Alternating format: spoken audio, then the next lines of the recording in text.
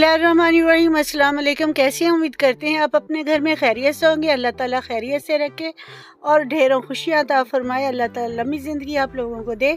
हमने 2 किलो गाजरें ली हैं। हमने इस तरह से इसे छील लेना है। आप देख सकते हैं इसे इस तरह से सारी गाजरों का हमने इस तरह देखें छील लिया। ये फ्रेश गाजरें हैं, बारीक बारीक हमने इस बॉल के अंदर काट लेना है। ये हमने एक चुकंदर ले लिया, उसे भी हमने छील कर अब बारीक बारीक इसे भी काट लेना है। और हमने 1 इंच का टुकड़ा अदरक का लिया है, इसे भी हमने छील लिया, इसे भी हमने काट लिया है। अब हमने अपनी जूसर वाली मशीन हमने लगा ली है, इसके अंदर हमने इसका जूस निकालेंगे।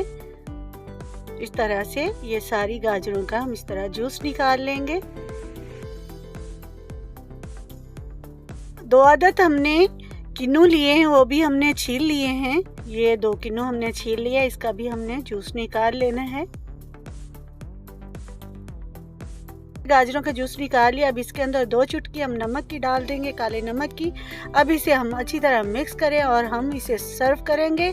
इस वीडियो को लाइक करें, शेयर करें, भावल फूड ऑफिशियल को सब्सक्राइब करें, बेल आइकॉन का बटन ज़रूर प्रेस करें ताकि न्यू वीडियो आप तक पहुंच सके। अल्लाह हाफिज़।